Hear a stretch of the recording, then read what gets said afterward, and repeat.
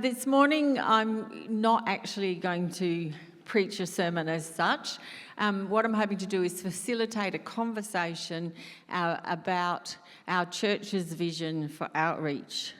And there's two areas I want to focus on. It's about building relationships with people, one relationship at a time. And the second is supporting each other as Christians to do that.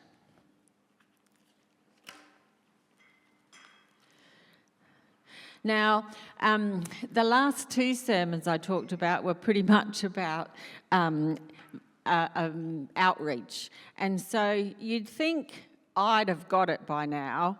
And hopefully this will be, as the third time of preaching a similar message, that I've actually got what God's trying to tell me.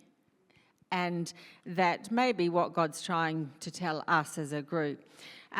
In my life, God has been doing a releasing work in me, releasing me from a number of ministries and pointing me in a particular direction. Now, don't panic.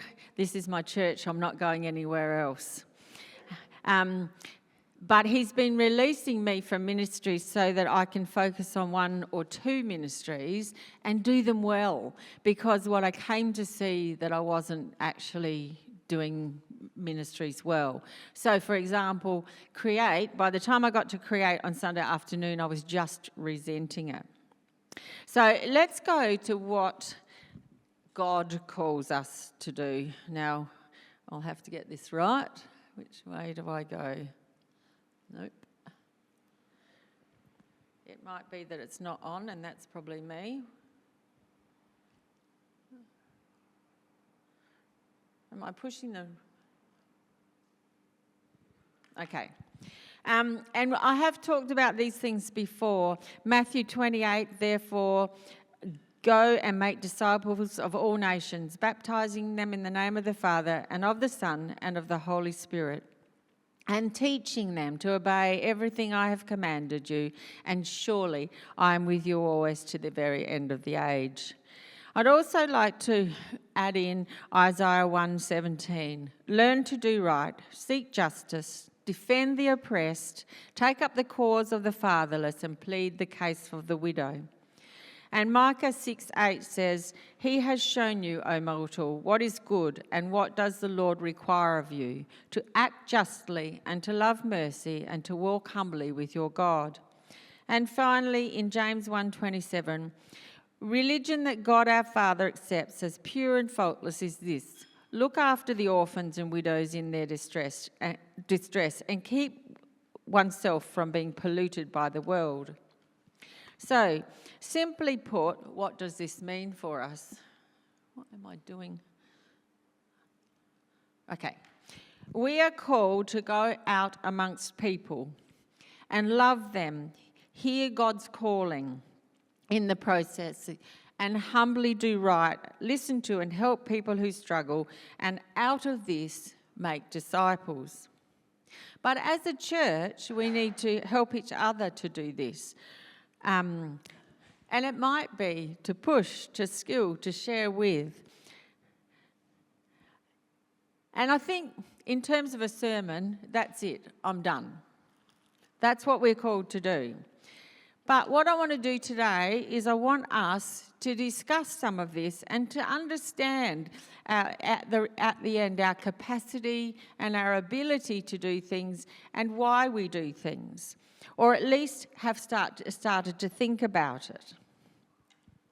Now, in our church, we talk about, and these terms are very loose, mission and ministry. And for me, ministry is more about this is how I want to define it. Ministry is how we support each other within the church. Hang on. Was it just me? Was it? Okay. Oh, I don't know. Okay. Ministry, as I said, ministry is more in reach, but it's how we support each other, how we build each other up so that we can go out and participate in mission or outreach to the unsaved. So right now, what I would like you to do at your table is to have a discussion about all or any of the following questions. So what is ministry or mission? What ministry or mission are you individually passionate about? And if you were in charge, who would you call us to go out amongst? And lastly, what do you think you would need to help go humbly amongst the struggling? The main question is, what are you passionate about? So that we can sit here and talk together and to share and to understand what we're passionate about. Because if we're all passionate about something different, which of course we are at certain times, we tend to pull against each other than rather together. And then we have expectations of each other for others to join into our passion, and it becomes a huge burden for people if there's too much going on. So I just really want us to put on the table, and on your table is, this is the teacher in me, that on your table is a large sheet of paper. You can just make lists together, and it's useful information for us because sometimes as eldership we can sit together and we can meld things that we hadn't even thought about. So off you go.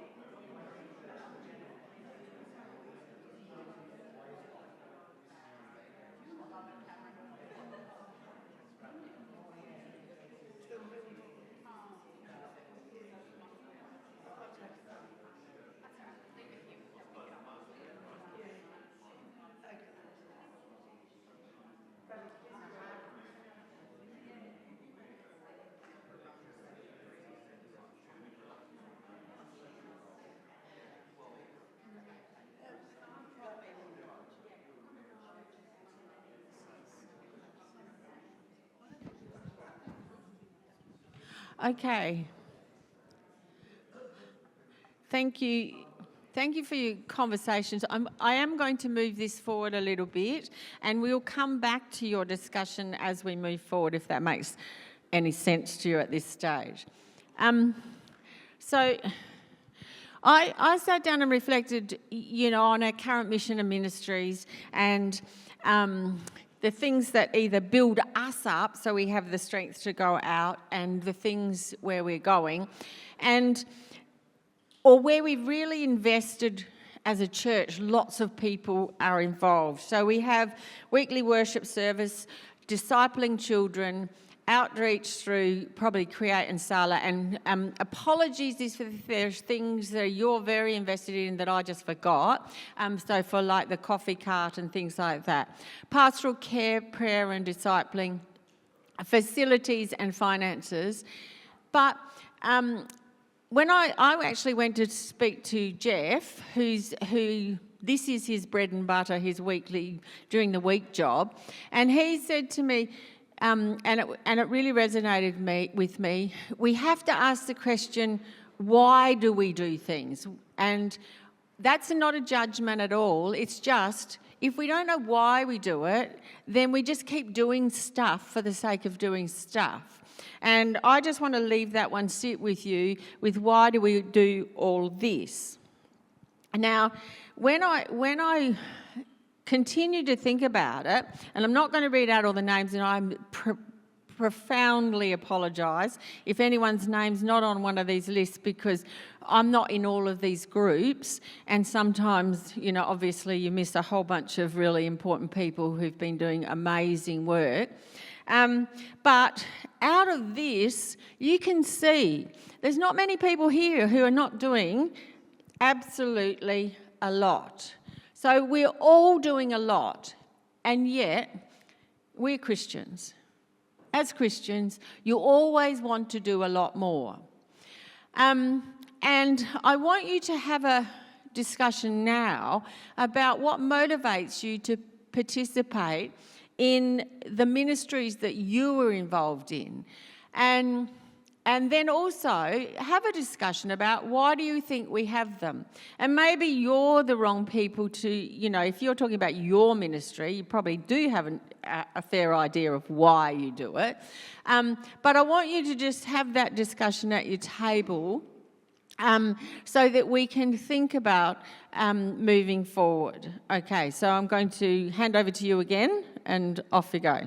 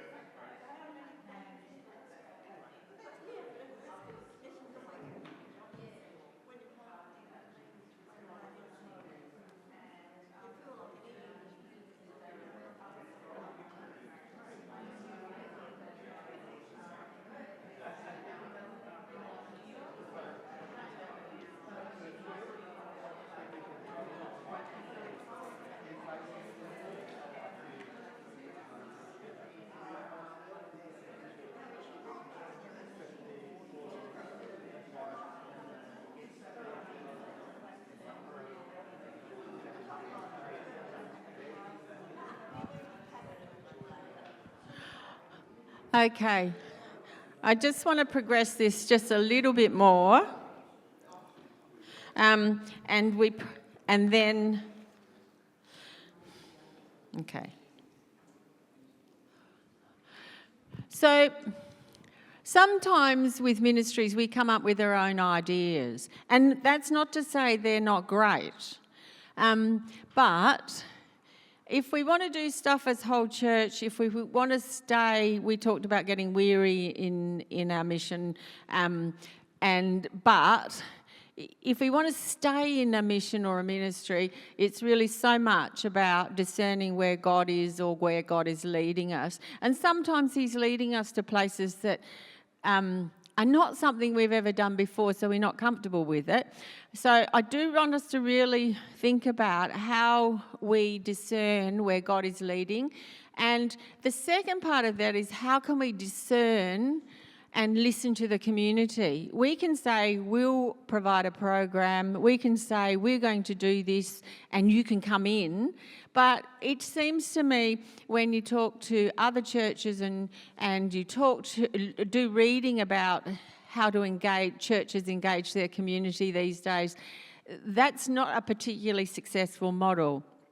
So can we just have a discussion now with how do you discern where God is leading? And then I'll just share some things, and then finally we'll just finish up. So, and how can you listen? How do you listen to the community? How do you know what the community wants if we're planning to bless our community? Thanks.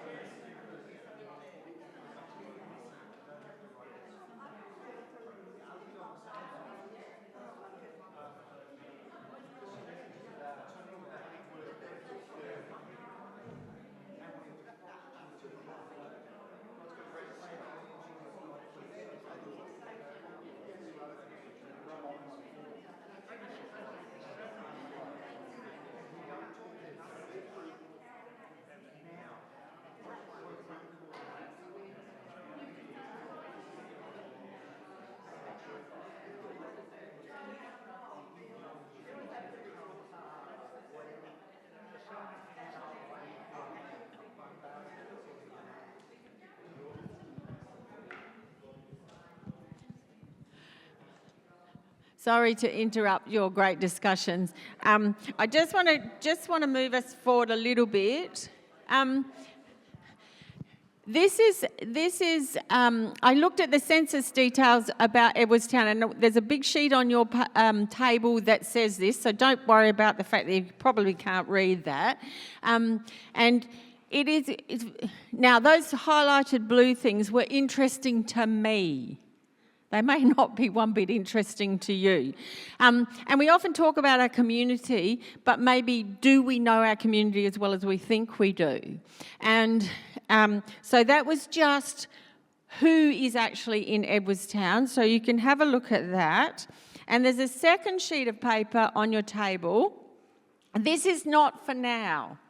But it is for if you're making a suggestion about a mutual ministry that you are hugely passionate about, you are absolutely certain God has called our church to do that, then you need to consider, I'm suggesting, you need to consider these things. Now, I've been commented on the why we're doing it. The second one that's really important is we are a church of about 40 people. We saw on the previous list that all of those people are doing a heck of a lot. Do we actually have the capacity for it? And I'm suggesting we need two leaders, you and somebody else. So if you can't convince another person to be a leader with you, then you've got a lot of work to do before we start putting together a team and working out who the volunteers will be. There's finances and physical resources. We do need to know, you need to know who are you targeting, the actual group of volunteers who are doing the work or the recipients of the work. And then where will it occur? And I think we need to consider this. Is some other church already doing it? Should we just join in with them? Or is it our church doing it on our own and out into our community, or are we joining in with community organisations to do stuff? So these are all questions to think about in terms of outreach. And/or does it build on our current... Can we make our current mission and ministries greater and give them a greater capacity to reach our world? Okay, very quickly, I'm rushing through this. And if anyone wants this PowerPoint and wants to consider these things further, just see me and I'll send it to you. Lynn and I went off to St. Jude's because we've been talking about, and we have a whole bunch of outside volunteers who want to be involved in this, hospitality, like doing meals for our community. And I was a bit shocked. We'd been doing puddle jumpers, and I thought we could just segue into meals quite easily. And this is just some things they told us about. St. Jude's is an Anglican church at Brighton. They do community meals for the lonely plus homeless plus elderly people or people with disabilities. And you know, they said it would take and there's legalities about this, 5 volunteers in the kitchen every week and 5 mingling and sitting amongst the tables of people having meals. They said it cost their church $20,000 a year plus $15,000 in sponsorship to do what they were doing. Now, I think for me that sounds a bit exorbitant, but they had a relationship with the Woolies over the road who was giving them food and stuff, and they had relationships with all sorts of places. But it required a huge amount of work getting grants and, like getting people through the volunteers to do courses that are, if we were audited, are required. So I just want people to... This was just one example of where you can go out and check it out and go, oh, crikey, I had not thought of any of those things. Okay, and Lynn was with me, and we had great discussion and talked to the guy who did it and all. I have to say, I was in awe of how they were connecting with their community. But I still have to say, have we even got the capacity to do with this? Okay, so to finish up, this is just to continue the conversation. If you want to stay at your tables, and I'll be finished. The where to next for me, as you know, talking about outreach, is I probably need to establish an outreach team, or maybe we don't. Maybe we don't need another team of people because we've got so many people stretched to the limit. But it would be better than me just bleating on about outreach to have a few other people to help me in relation to that. If you personally have a great idea and want the church to share in this passion and want to move it forward, please come and talk to me, and I'll sit with you and we'll go through some of this stuff and we'll shape it up and see if it's possible. Thirdly, if we are to pursue the idea of meal hospitality, we actually need 2 leaders. And I've been in a process of discerning with God, and I won't be one of them. Like, I'm happy to do some work and be part of it, and so is Lynn happy to do some work and be part of it. But we don't want to be the leaders because Lynn has a different ministry already, which she does absolutely every week out there in the kitchen. And I really have discerned with God that he wants me to help Paul grow our already established Create ministry. And whether you know or not, I'm on Churches of Christ State Board at the moment, and the State Board does not have a state minister, which means there's a lot of work that's being devolved out to the board members for us to do in the next 12 months, and I am just overstretched to the max, so I will not be able to do it. So, and I want to leave with you one last question, and you've probably come up with this in different ways in your discussion. How do we want to be known? This is something that Jeff said, and it really resonated with me. How do we want to be known? How do we want South Point Church of Christ to be known? That's the church on the corner that does what? What is it that you want us to be known for? Because it's a great way for us to then work out, well, if that's the case, then what do we want to do next? Do we want to be known for, that's the church where people are extraordinarily friendly and helpful and whatever? Or is that the church that runs a whole bunch of artistic ministry and blesses its community in that way? Or that's the church that runs a meal once a month on Wednesday lunchtime? It doesn't really matter, but I think we need to collectively think about this and go, okay, then let's shape it up. So I'm going to finish there. I'd love for you to keep discussing, but before we do that, I just want to finish in prayer.